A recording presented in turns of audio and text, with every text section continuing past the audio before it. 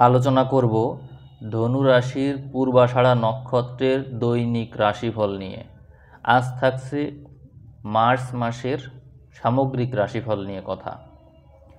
প্রথমে আমি মাসের প্রতিটা দিন সম্পর্কে একটা সংক্ষিপ্ত ধারণা দেব, এরপর বিস্তারিত আলোচনা করব সবার শেষে।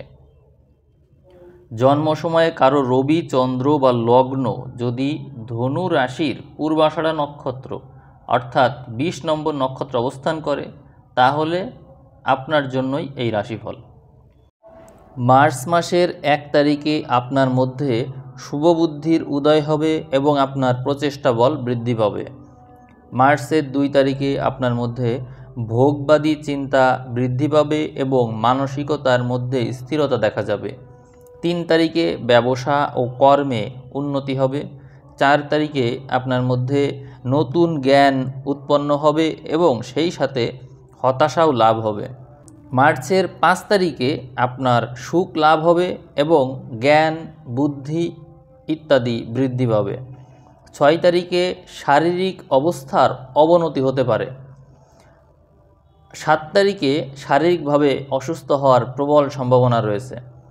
8 তারিখে জীবনসঙ্গীর সাথে ভুল বোঝাবুঝির কারণে সম্পর্কের অবনতি হতে পারে এবং নতুন কারোর সাথে প্রেমের সম্পর্ক গড়ে উঠতে পারে। 9 তারিখে নতুন কারো প্রেমে পড়ে তার সাথে বিয়ে নিয়ে আলোচনা হতে পারে এবং সেই বিষয়ে ভবিষ্যৎ চিন্তার সমূহ সম্ভাবনা রয়েছে। 10 তারিখে আপনার সংঘর্ষ ও সংগ্রাম করার মানসিকতা বৃদ্ধি পাবে। 11 তারিখে মানসিক হতাশা বৃদ্ধি পাবে, আপনার মধ্যে হঠকারিতা বাড়বে এবং আপনার মধ্যে সংঘর্ষ করে জয়ী হওয়ার যে মানসিকতা সেটা প্রবলভাবে দেখা যাবে। 12 তারিখেও আপনার ভিতরে একই ঘটনা ঘটতে দেখা যাবে। 13 তারিখে ধর্মজ্ঞান প্রবল হবে। 14 তারিখে সব দিক দিয়ে শুভ হবে আপনার। 15 তারিখে নানা সুযোগ সুবিধা আপনার সামনে হাতছানি দেবে এবং সেই সাথে আপনার হতাশাও কিছুটা বৃদ্ধি পাবে। 16 তারিখে আপনার কর্মপ্রাপ্তিতে বাধা সৃষ্টি হবে এবং সেই সাথে আপনার কর্মে ঝঞ্ঝাটও সৃষ্টি হবে। 17 তারিখে ব্যবসা ও ব্যবসায়িক পার্টনার হতে আয় বৃদ্ধি পাবে। 18 তারিখেও আপনার আয় বৃদ্ধি হতে দেখা যাবে। 19 তারিখে আপনার ব্যয় বৃদ্ধি হবে এবং সেই সাথে জ্ঞান বৃদ্ধি হবে। 20 তারিখে কোনো কাছের মানুষের জন্য আপনার ব্যয় বৃদ্ধি পাবে। 21 তারিখে মানসিক বৈরাগ্য দেখা যাবে, অর্থাৎ মানসিক হতাশা এবং সব কিছুর থেকে নিজেকে সরিয়ে নিতে চাইবেন। 22 তারিখে মানসিক তেজ বৃদ্ধি পাবে। 23 তারিখে সুস্বাস্থ্য লাভ হবে। 24 তারিখে সম্পদ লাভের যোগ রয়েছে। 25 তারিখে ধন হানির যোগ রয়েছে। 26 তারিখে আপনার ব্যস্ততা বাড়বে। 27 তারিখে মানসিক চাপ ও ব্যস্ততা বাড়বে। 28 তারিখে আপনার মন খারাপ থাকবে। 29 তারিখে আপনার কর্মের উন্নতি দেখা যাচ্ছে। 30 তারিখেও আপনার কর্মের উন্নতি দেখা যাচ্ছে। মাসের একেবারে শেষ দিনে আপনার ভিতরে হতাশা ও দুশ্চিন্তা ভর করবে। এবার চলে আসব সামগ্রিক রাশিফলে। আপনারা মূলা নক্ষত্রের যে রাশিফল আমি দিয়েছি সেই রাশিফলটা পারলে শুনে নেবেন, কারণ ওখানেও বেশ কিছু কথা আলোচনা করা হয়েছে, সেটা আপনাদের সামগ্রিক রাশিফলে কাজে লাগবে। আপনারা জানেন যে এই মাসের একেবারে শেষের দিকে কন্যার উপরে সমস্ত গ্রহের দৃষ্টি একসাথে পড়বে, অর্থাৎ আপনার দশম ঘরে মঙ্গলের দৃষ্টি, বৃহস্পতির দৃষ্টি, তারপরে শনি, রবি, চন্দ্র, রাহু, বুধ, বৃহস্পতি সবার দৃষ্টি একসাথে পড়বে। তো এই কারণে আপনার কর্মঘরটা অনেক বেশি প্রভাবিত হবে। আপনার কর্মক্ষেত্রে আপনি টেকনিক্যাল বুদ্ধির অ্যাপ্লাইটা অনেক বেশি করবেন, কারণ আপনার যে নক্ষত্র পূর্বাষাঢ়া নক্ষত্র তার অধিপতি শুক্র, সে আপনার চতুর্থে তুঙ্গি অবস্থায় আছে। এই কারণে আপনি অনেক বেশি টেকনিক্যাল হয়ে যাবেন এই সময়ে, কারণ সাথে রয়েছে রাহু, বুধ এবং পরবর্তীতে মাসের শেষে শুক্র আসবে। এই কারণে আপনার টেকনিক্যাল বুদ্ধি অনেক বেড়ে যাবে।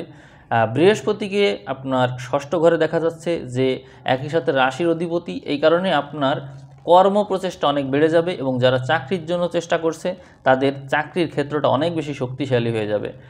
তো আপনারা, আমি আশা করব যে অনেক বেশি টেকনিক্যাল বুদ্ধি অ্যাপ্লাই করে আপনারা কাজ করবেন। এই সময়টাই আপনারা প্রচেষ্টার ক্ষেত্রে, যেহেতু শনি এবং রবি একত্র থাকবে, এই কারণে আপনারা যে কোনো কিছু পারফেক্টলি চেষ্টা করার জন্য অনেক কালক্ষেপণ করতে পারেন। এইটা আপনাদের জীবনের অনেকটা গুরুত্বপূর্ণ সময় নষ্ট করে দিতে পারে।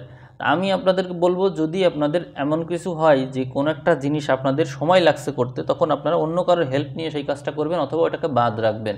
আপনারা অন্যান্য সাইড এগিয়ে নিয়ে যাবেন, এটাই আমি আশা করব। কারণ আপনাদের সময়টা খুবই ভালো, যতগুলো অপরচুনিটি আসবে তার ম্যাক্সিমাম আপনারা ধরে নেওয়ার চেষ্টা করবেন। কারণ এরকম ভালো সময় আসলে দেখা যায় না। আপনার চতুর্থ ঘরে এতগুলো গ্রহ, আপনার দশমে দৃষ্টি পড়ছে এতগুলো গ্রহের, আপনার সপ্তম ঘরে মঙ্গল আছে, মঙ্গল তো আপনার জন্য একটা পজিটিভ গ্রহ। এই কারণে আপনার সব দিক থেকে শুভ রয়েছে। তা আপনি চেষ্টা করবেন এই সমস্ত কিছুকে গ্র্যাব করার। এছাড়াও আরেকটা কথা বলা দরকার, সেটা হচ্ছে আপনাদের যে বৃহস্পতি, এই বৃহস্পতি কিন্তু আপনাদের জন্য একটা রাজযোগকারী গ্রহ এবং বুধ রাজযোগকারী গ্রহ। তো বুধ বৃহস্পতি দুইটারই একটা প্রভাব আপনারা পাচ্ছেন। বৃহস্পতি সংগ্রাম সংঘর্ষের ঘরে বসে থাকলেও আপনার কর্মঘরে দৃষ্টি দিচ্ছে, তার মানে আপনি এই সময় প্রচুর সংগ্রাম সংঘর্ষ করবেন এবং সেখান থেকে একটা শুভ ফল পাবেন। বৃহস্পতি যেহেতু অষ্টমপতির নক্ষত্রে আছে, অর্থাৎ চন্দ্রের নক্ষত্রে আছে, তার কারণে আপনার জন্য পরিবেশ বা পরিস্থিতি, যারা চাকরি বাকরি করবেন তাদের দেখা যাবে যে তারা প্রতিকূল পরিবেশে পড়ে যাবে, পরিস্থিতি তাদের জন্য প্রতিকূল থাকবে। কিন্তু আলটিমেটলি এই পরিস্থিতি যেমনই প্রতিকূল থাকুক, আলটিমেটলি আপনি রেজাল্টটা পজিটিভই পাবেন।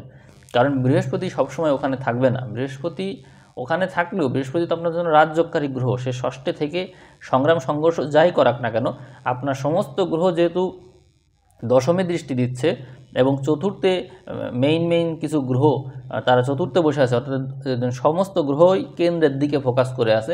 এই জন্য আপনার সামান্য কষ্ট হবে, আপনার পরিশ্রমটা বাড়বে, কিন্তু তারপরও আপনার সাফল্য সব কিছুই আপনার দিকেই ফোকাস করে আছে।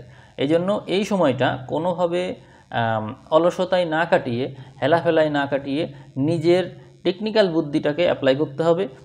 পরিশ্রম অতিরিক্ত করতে হবে এমন না, সবসময় কৌশলে পরিশ্রম করতে হবে, এইটারই পরামর্শ আমি দেব। পূর্বাষাঢ়া নক্ষত্রের যেহেতু অধিপতি হচ্ছে শুক্র সবসময় অতিরিক্ত পরিশ্রম করতে পছন্দ করে না, সে চাই টেকনিক্যালি পরিশ্রম করতে, অর্থাৎ কৌশলে পরিশ্রম করতে। তাতে করে দেখা যায় যে অনেক কঠিন কাজ, জটিল কাজও অল্প পরিশ্রমে হয়ে যায়। তো সেই বুদ্ধিটাকে এই সময় অ্যাপ্লাই করতে হবে। আর আরেকটা কথা, ধনু রাশির ভিতরে একটা বিশেষ বৈশিষ্ট্য হলো তারা একের অধিক কাজ করতে পারে না একসাথে। তো এই জন্য আপনার সামনে তো এই মাসে প্রচুর সুযোগ সুবিধা আসবে, কিন্তু আপনি সব সুযোগ কিন্তু নিতে যাবেন না। আপনার যে সুযোগ বা যেই কাজটা আপনার কাছে মনে হবে সবচেয়ে বেস্ট আপনার জন্য, আপনি সেই কাজটাই কেবল নেবেন, নিয়ে সেই কাজটাকে একেবারে ফোকাস করে রাখবেন এবং সেইটা অবশ্যই শেষ করবেন। এটাই আমার শেষ উপদেশ আজকের রাশিফলে। তো রাশিফল কেমন লাগলো অবশ্যই কমেন্ট করে জানাবেন। আর কি কি বিষয় আপনারা আরও বেশি ইনক্লুড করতে চাচ্ছেন এর ভিতরে, কোন বিষয় নিয়ে কথা বললে ভালো হয় সেই ব্যাপারেও আপনারা কমেন্ট করতে পারেন। তো ঠিক আছে, সবাই ভালো থাকবেন। আজ এ পর্যন্তই, ধন্যবাদ।